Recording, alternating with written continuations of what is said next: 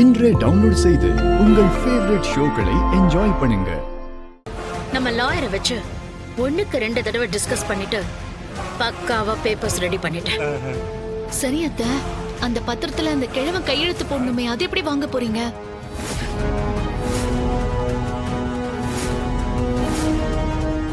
இப்ப எல்லாரும் தூங்கிட்டு இருக்காங்க. அந்த கிழவியும் ஊர்ல இல்ல, ஏதோ தீர்த்த யாத்திரைன்னு கிளம்பி போயிடுச்சு. இதுதான் சரியான நேரம். நாம போய் அந்த கிழவனோட ஃபிங்கர் பிரிண்ட இந்த பத்திரத்துல எடுத்துட்டு வந்துருவோம். அந்த வேலை முடிஞ்சிட்டாலே நாம பாதி ஜெயிச்ச மாதிரி தான். நீங்க சொல்றதெல்லாம் கரெக்ட் தான். நீங்க சொல்ற மாதிரி கைரேகைலாம் எடுத்தா இதை ப்ராப்பரா ரிஜிஸ்டர் பண்ணணும்னா ரிஜிஸ்டர் ஆபீஸ்ல தானே போய் பண்ணணும். அப்படியே கைரேகை எடுத்ததுக்கு அப்புறம் நம்ம ரிஜிஸ்டர் ஆபீஸ்ல ரிஜிஸ்டர் பண்ணா அப்பதான் நம்ம ஜெயிக்க முடியும். அந்த ரிஜிஸ்டர் ஆபீஸ்ல போய் நம்ம ரிஜிஸ்டர் பண்றதுக்கு சொத்து யார் பேர்ல இருக்கோ அவங்க வந்து கையெழுத்து போடணும். அப்பதானே சொத்து நம்ம பேருக்கு வரும். சொத்துக்கு சொந்தக்காரர் உயிரோட இருந்தாதானே டாக்குமெண்ட்டை ரெஜிஸ்டர் பண்றதுக்கு ரிஜிஸ்டர் ஆபீஸ்க்கு வந்து சைன் போட முடியும். ஒருவேளை அவரு செத்து போயிட்டா, அவரு செத்து போறதுக்கு முன்னாடி இந்த சொத்து முழுசையும் நம்ம பேருக்கு எழுதி வச்சுட்டு போயிட்டாருங்கிறதுக்கான ப்ரூஃப கொடுத்துட்டு கிழவனோட டெத் சர்டிபிகேட்டையும் லீகலா சப்மிட் பண்ணிட்டா அப்புறம் என்ன, சொத்து முழுக்க முழுக்க நம்ம கண்ட்ரோலுக்கு வந்துரும். அட்ரா சக்க. அதுக்கப்புறம் இந்த மொத்த சொத்துக்குமான லீகல் வாரிசு நாம மட்டும்தான். இதுல அந்த பத்மநாபன், சித்தார்த், ராணி, வளர்மதின்னு எவனும் சொந்தம் கொண்டாட முடியாது. அத்தை, நீங்க வேற லெவல். சூப்பரா பிளான் பண்ணி எல்லாத்தையும் பக்காவா ரெடி பண்ணிட்டீங்க. ஆமாமா, நானும் பாக்குறேன். நீங்க திரும்ப வந்ததுல இருந்து பிளான்ல ஒரு சின்ன சொதப்பல் கூட இல்ல. பிளான் ஏ மாறிச்சா பிளான் பின்னு அப்படியே டக்கு டக்குன்னு பிளானை மாத்திக்கிட்டே இருக்கீங்க, யாருக்கிட்டையும் மாட்டாம கலக்குறீங்கம்மா. அக்கா, மனோ சொன்ன மாதிரி நீங்க திரும்பி வந்ததுல இருந்து உங்களோட யோசனை, ஐடியா எல்லாமே வேற மாதிரி இருக்கு. தெரிக்க விடுறீங்கக்கா. யோ, நீ எச்சி தெரிக்க விடாம இரு. சாரிக்கா, சாரிக்கா.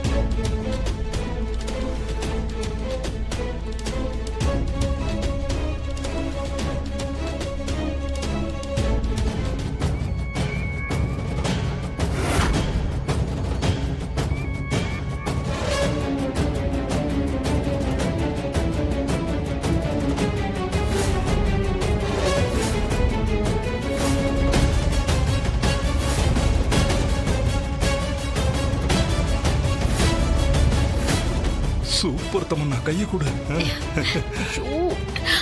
அந்த விரல தொடடா. சரிம்மா.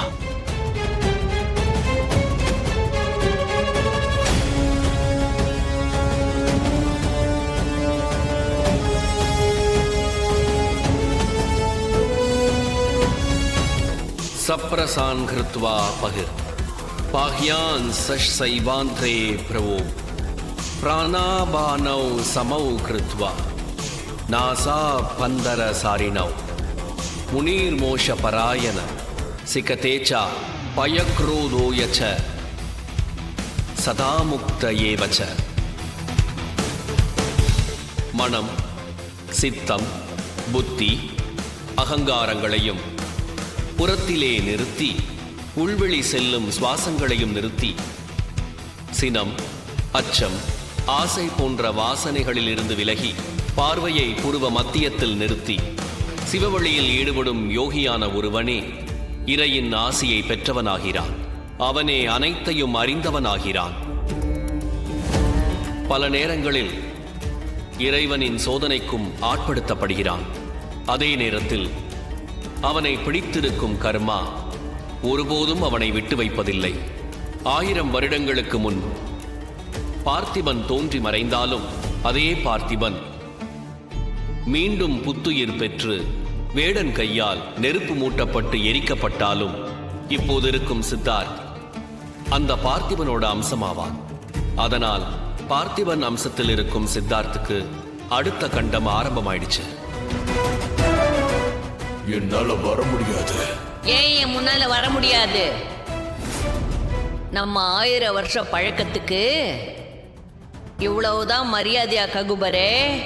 சித்தார்த்துக்கு உதவியா இருந்த அந்த நம்பூதிரி என்ன சிறைப்பிடிச்சு வச்சுட்டான். பார்த்திபனுடைய தளபதி மெய்காவலர்கள் மூலமா வேடனை பனி மண்டபத்துல சிறை பிடிச்சிட்டாங்க. வேடன் கையில இருந்த மந்திரவாளை அந்த ராணி எடுத்துட்டு போயிட்டா. அது மட்டும் இல்ல, காத்துல கரைஞ்சிட்டு இருந்த பூமி, அந்த பூமிக்குள்ள இருக்கிற சம்யுக்தாவும் 2 பேருக்கும் திரும்ப புத்துயிர் கிடைச்சிருச்சு. இப்ப சம்யுக்தாவோட ஆத்ம தேகம் தான் எங்களை இங்க இருந்து வெளியே போக முடியாதபடி பாதுகாத்துட்டு இருக்கு. அதனால நீ இல்ல வேற யாரு கூப்பிட்டாலும் என்னால வர முடியாது. இப்ப இருக்கிற சூழ்நிலையில உன்னால முடிஞ்சா வேடனுக்கு உன்னோட விசுவாசத்தை காட்டு. அவர் இங்க பனிமண்டலத்துல சிலையாதான் இருக்காரு.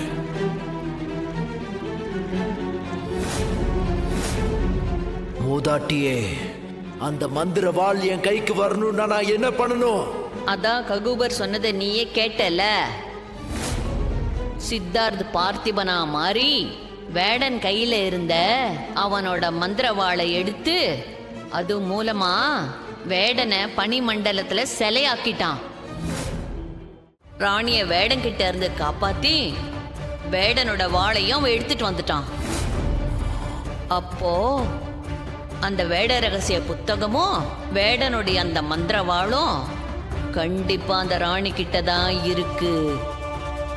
அப்ப அந்த இனிப்பு இல்லத்துக்கு போனா அந்த வேட ரகசிய புத்தகத்தையும் அந்த அதிசய வாளையும் கைப்பற்றிடலாமா? இனிமே நேரத்தை கடத்தாத. உடனே இனிப்பு இல்லத்துக்கு போய் அங்க உன் சக்தியை பயன்படுத்தி அந்த மந்திரவாளையும் வேட ரகசிய புத்தகத்தையும் எடுத்துட்டு வா. சரி மூதாட்டியே.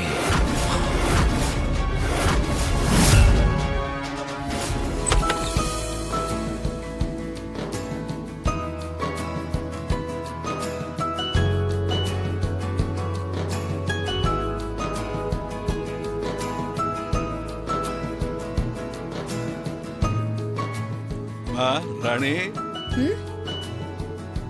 பூஜைக்கான எல்லா வேலையும் ரெடி ஆயிடுச்சு போல இருக்கு. ஆமா தாத்தா. ஆனா கூழ் ஊத்த வேண்டிய ஆளையே இன்னும் காணுமே. தாத்தா, நான் சீக்கிரமா ஏஞ்சிட்டேன், அதனால கையோட ரெடி ஆயிட்டு வந்துட்டேன். தாடிகாரன் இன்னும் தூங்கின்னு தான் இருக்கிறான். அம்மா ராணி, நீ ஒரு வேலை பண்ணுமா. நீ முதல்ல மாடிக்கு போய் சித்தார்த்தை எழுப்பி ரெடியாக சொல்லி அவனை கையோட கீழே கூட்டிட்டு வந்துருமா. சரிங்க தாத்தா.